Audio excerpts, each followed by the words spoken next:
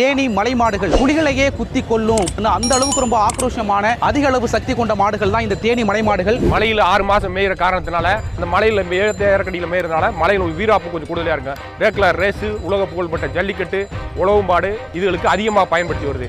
இந்த மாடை பொறுத்தளவுக்கு வந்து இந்த புலியெல்லாம் குத்தி கொள்ளும், புலியை வந்து தாக்கப்படுறதுலாம் கேள்விப்பட்டிருக்கோம். புலி வந்து 1 கிலோமீட்டருக்கு மேலே அங்கிருந்து வந்தால் அந்த மாடு மலைக்குள்ள பார்த்தா மாடு வர்றதுக்கு ஒரு சவுண்டு போடும். சவுண்டு போட்டாலே மாடு புலிகள் வர்ற சிம்டம்ஸ் கரெக்டாக மாடை கண்டுபிடிச்சு கொடுத்துரும் எங்களுக்கு. இன்னைக்கு 1985 1.5 லட்சம் மாடு இருந்த இடத்துல இன்னைக்கு வெறும் 14,000 மாடு தான் இருக்கு. இந்த மாடுகளுக்கெல்லாம் நிறைய அந்த பெரிய மணி மாதிரி கட்டி விட்டுருக்கீங்கல்ல, ஒரு மாதிரி ஒரு குண்டா மாடு இருக்கு, அதுக்குள்ள மணி தொங்குது, என்ன காரணம்? மணி வந்து செடிக்குள்ள மலைக்குள்ள ஒரு செடிக்குள்ள போனா ஒரு மிருகல் இருந்தால் அந்த மணி சவுண்டை கண்டு விலகி போயிடும். அதனால அந்த மணிகள் வச்சிருக்கு, வேற ஒன்றும் மணிகள் இல்லை.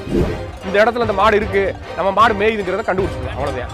நீங்க மாடுகள் நிற்கும் போது நம்ம ஏதாச்சும் வந்தோம் அப்படின்னா அப்படியே கிட்ட அப்படியே வெறிக்க பாக்குது இல்ல, என்ன காரணம்? அது வந்து நம்ம மாட்டுக்காரர்களை வந்தா ஒரு பார்த்தோம்னா அது நம்ம மாட்டுக்கார நம்ம மாடு தான் நம்ம ஆளுதான் அப்படின்னு சொல்லி அவங்க அனுப்பிச்சு ஆகியா வேத்தாளனா அந்த மாடு பாயும். கட்டாயம் பாயும். இந்த மலை மாடு, இந்த மலை மாடு வந்து கட்டாயம் வேத்தாள